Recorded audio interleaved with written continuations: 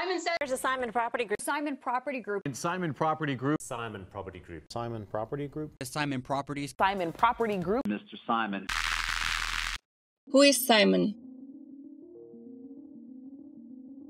Remember how was the world back in 2001? Backstreet Boys playing on the radio. The PlayStation 2 was released. Few people had a cell phone, and those who did had a Nokia. Social media wasn't even a word. And for fun, we hung out at shopping malls.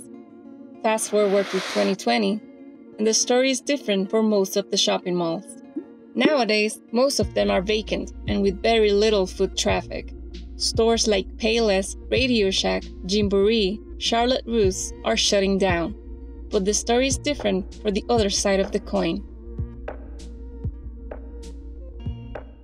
15,000 people applied in Cleveland, and yet the odds of you getting through are 1,000,000 to 1. No, not that Simon. Simon Property Group formed in 1993 by brothers Melvin Simon and Herbert Simon are the biggest mall owner in the US, and they are the largest public US real estate company. The company operates 4 retail real estate platforms, such as regional malls, premium outlet centers, the mills, and community centers. They own more than 325 properties with approximately 241 million square feet. This compares to having more than 4,100 football fields in leasing space. Simon Property Group is in the top-tier mall class. Let me show you how this works. Malls often look at sales of stores that are less than 10,000 square feet in size. Then, they divide all their sales by the amount of space they take up. If a mall store generates $2 million of annual sales in a 4,000 square foot space, that's $500 of sales per square foot. On average, Simon generates $693 per square foot, making Simon Property Group a Class A mall. Being a Class A mall means they are very picky with who they choose as tenants.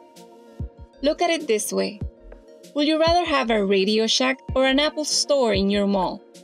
Unless you're an electronics aficionado looking to buy a capacitor, you probably chose the Apple store.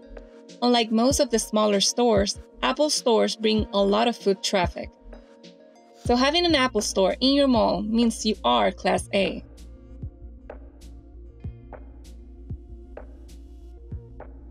In December 2019, retailers announced over 9,300 store closings compared to the 5,800 stores in 2018. Only the healthiest Class A malls are likely to survive. Class A malls account for 1/3 of the 1,100 major malls in the US. This means that 66% of the remaining malls show a poor long-term forecast.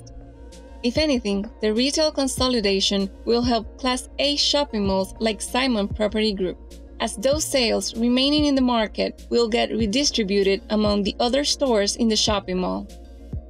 Many of the stores that are dealing with enormous debt are being put into auction. Take for example Forever 21. After the fast fashion giant filed for bankruptcy in September of 2019, Simon Property Group saw the opportunity and partnered with 2 other big real estate companies and placed a bid, placing Simon Property Group with a 50% ownership of Forever 21. This move makes total sense when you consider that the average Forever 21 store has 38,000 square feet. That's one less retailer to worry about paying on time. Surprisingly, big brand names sometimes don't pay their lease. Simon is taking Gap and its other branded stores to court. The retailer failed to pay its rent for April, May, and June of 2020. Gap's missed payments is a big hit to Simon, as it has around 400 Gap stores in their malls, making it one of Simon's top tenants aside from department stores.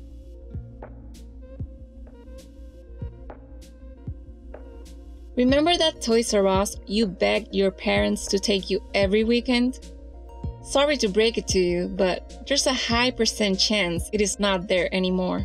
They are being repurposed into a combination of co-working, fitness, spa, and soccer facilities. These represent some of the many alternatives which will replace our beloved childhood department stores. You see, people are no longer interested only in shopping. People want experiences. That's why you might have noticed the explosion of entertainment venues in shopping malls.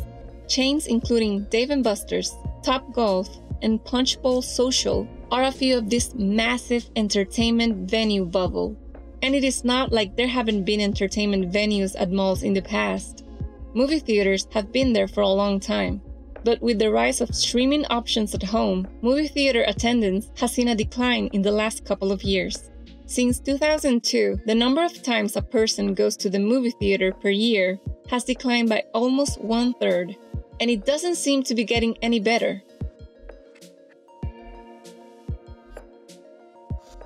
Apart from turning vacant malls into entertainment venues or residential complexes, mall owners are offering digital-only brands the opportunity to get foot traffic exposure. A new retail concept that is comparable to a permanent pop-up store. Simon Property Group started trying out the idea at the Roosevelt Field Mall in New York. The Edit, which is the name of the concept, offers a rotating cast of brands. You see, they bring brands that the customers might be familiar with online, but have never encountered in person at a shopping center. No matter how bad things are turning, Simon seems to keep it rolling. The real estate giant announced that it will be partnering with a cannabis firm. Simon plans to open more than 100 kiosks in their mall across the United States. The shops will sell products infused with the cannabis extract known as CBD. Would you call that a joint venture? Now we know the elite Class A mall has the antidote for a mall apocalypse. While Class B and C malls are barely surviving. It might not be 2001 anymore. Malls aren't how they used to be. No one has a Nokia. But some of us still listen to Backstreet Boys. And Simon? Simon remains in the best position to survive long-term as a premium mall owner.